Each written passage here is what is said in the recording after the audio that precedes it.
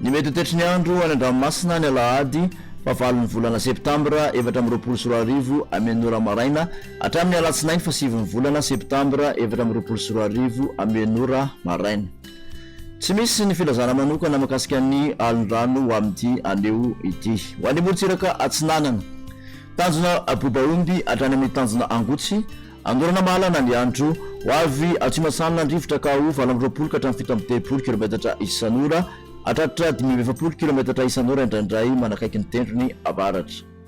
Ahery Andranomasina avy nionja mididina ny 2.5 metatra. Isy alondrano avy Atsimatsinanana.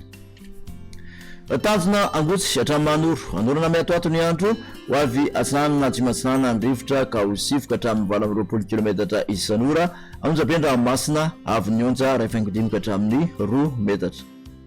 Manoratra ny taolany aro, andrano sitokotokona ibalika ny masoandro ho avy avaratra na avaratra Atsinanana andrivotra ka ho 7 ka hatramin'ny 20 km isan'ora, atratra fita amin'ny 30 km isan'ora ny atsimon'ny vangain-drano. Anonjabe Andranomasina avy nionja nodidina ny 2.5 metatra. Taolany aro hatrany amin'ny tanjona Vohimena ibalika ny masoandro ho avy Atsinanana somary avaratra Atsinanana andrivotra ka ho 7 ka hatramin'ny 20 km isan'ora, anonjabe Andranomasina avy nionja anodidina ny 2 metatra. Ho an'ny morontsiraka Andrevana, tanjona Vohimena hatrany amin'ny tanjona Ankaboa ibalika ny masoandro ho avy atsimo ndrivotra ka ho 7 ka hatramin'ny 20 km isan'ora, adiny mpanonja na anonjabe Andranomasina avy nionja 1 ka hatramin'ny 2 metatra.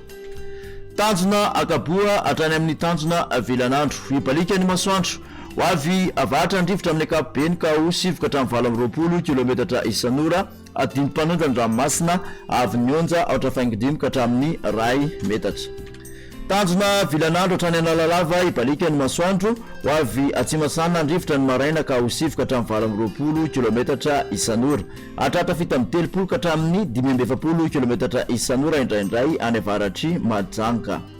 Ho avy atsimo andrevana kosa ny tolakandro ka ho 7 ka hatramin'ny 20 km isan'ora. Ho toy ny Andranomasina avy nionja anodidina ny 2.5 metatra.